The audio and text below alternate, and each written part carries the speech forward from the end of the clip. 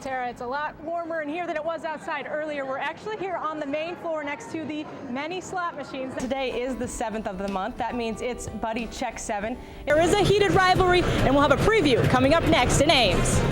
Definitely a great cause, and certainly a very visible cause. People are asking a lot of questions about it, and that's exactly the point. Tuesday, 1,000 Iowa National Guard members are volunteering for the first time in the program's 170-year history. Well, if you had Jay Cutler on your fantasy football team this week, you can thank him for putting up some points. You bride and grooms planning your wedding, that sometimes tends to be the hardest part. Well, today there is help available. Well, there's no place like home for the 12th ranked Hawkeyes. Heard the impact this raid has had on many students within the Postville School District. Honoring the coach with a candlelight vigil just next to us here in the practice field, a place he also spent a lot of time. Well, as quickly as the water came up here on Oak Street, it went down just as fast and ended with a march to agri-processors. A year later, people were using the past to call for reform. Now, they will also get some tax incentives from the city of Cascade for building there. They say they hope to have their doors open by the first of the year.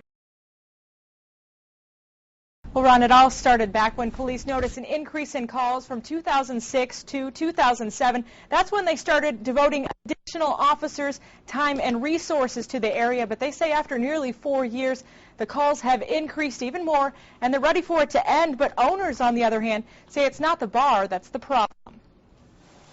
The inside of Players Sports Bar sits quiet on a Friday afternoon, but each week, Thursday through Saturday, you can catch quite a crowd here at night. Most of my patrons are neighborhood people. David Lorenz has owned Players for 7 years. He says this is a family bar and a neighborhood business. But Dubuque Police Chief Mark Dalsing says the bar is giving police more business too, and that's not a good thing. Fights or loud people, loud music, just general public nuisance type calls, disturbing the peace in the neighborhood. Since January 1st, 2009, police have responded to 285 calls to service at Players, 26 disturbances, 14 assaults or batteries, 4 against properties, and 16 public intox or possession of drugs. They're sucking up a lot of police resources, taking squad cars away from other parts of the city, and just causing problems for people that have to live in that area. But Lorenz says his bar isn't to blame. To me, it's very misleading because I'm open 4 days a week, Wednesday through Saturday, times 52 weeks. That's 208 nights I am open. Out of those 208 nights, the police department surrounds my bar at closing time. And Dalsing says that's because police are needed. And we expect the officers to be where there's potential problems to try to resolve any issues before they happen. Now the decision will come down to a city council vote, something that could make every day and night quiet inside Players.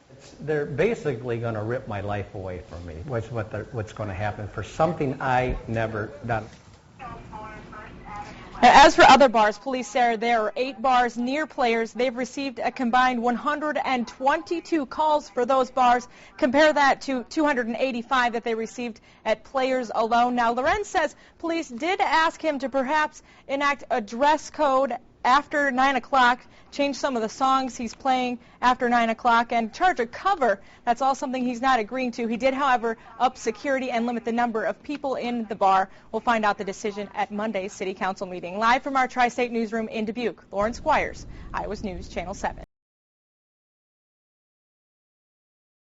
Well, Tara, it's a lot warmer in here than it was outside earlier. We're actually here on the main floor next to the many slot machines. Now, I'm told these are all new machines. They did take a few of the favorites from the old venue to the new venue. And speaking of new venues, right here, the Mississippi Moon Bar. It's an 800-capacity theater bar offering many entertainment options for visitors.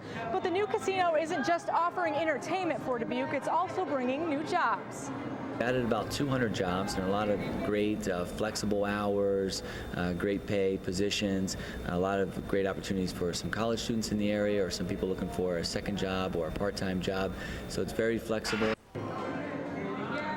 Now upstairs there's a 30-lane bowling alley for people of all ages to take advantage of, not to mention the multiple restaurants and bars that we got the chance to take a look at.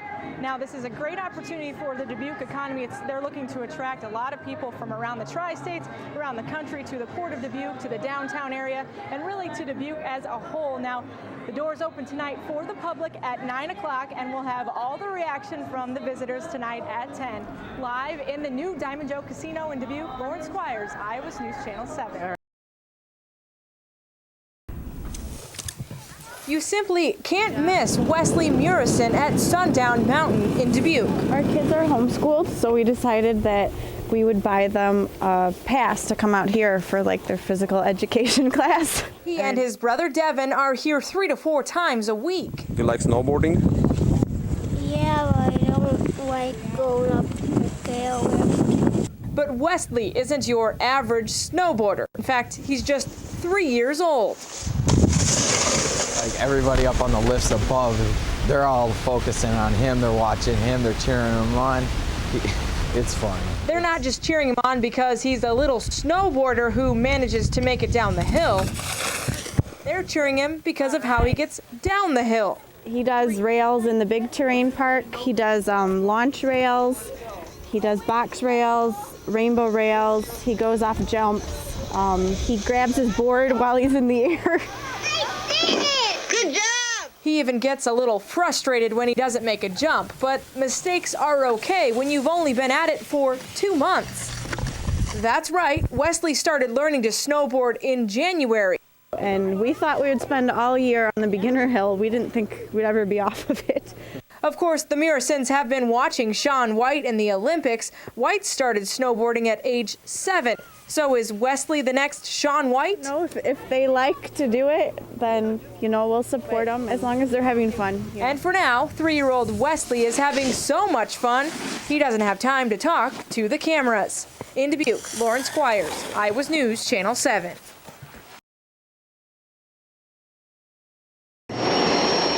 Before anyone boards the plane, before anyone jumps into the sky, the Golden Knights check their parachutes and practice formations on the ground. After a thorough check, this C-31 takes flight. Tonight is their first full formation show in Dubuque. We're using a GPS, which gets us really close, but the jumpers can usually spot us in within 50 feet of where they want to be every time. Team leader, Sergeant First Class Jeff Schaefer, quickly takes command, looking for a target below and sending hand signals from the back of the plane to the pilot. After we take off, we're going to go to 2,000 feet and throw some wind drift indicators. And that allows us to see what the winds are doing from our parachute opening altitude and below. Our scheduled flight was a full show that was supposed to go to 12,500 feet. And what happened is the cloud cover was getting in our way. And because the FAA requires that jumpers have a visual contact with the ground at all times, this plane is going down. It's on to Plan C, straight jumps at 5,000 feet. First to jump, the narrator. Ready, set, go! Then after circling the target a few minutes later, one by one, the Golden Knights bail out. For Schaefer, an Ackley, Iowa native, jumping in Dubuque is like jumping home. And also, this means a lot to me because it's the last time that my family's going to be able to see me perform. Or in a few months, I'm going to go back to a regular unit in the Army and deploy to Afghanistan. Which makes this jump and landing extra special. Another day to be Army strong and to show our support to the men and women who are fighting the armed forces throughout the world right now. Showing support from a man who will soon take a different flight.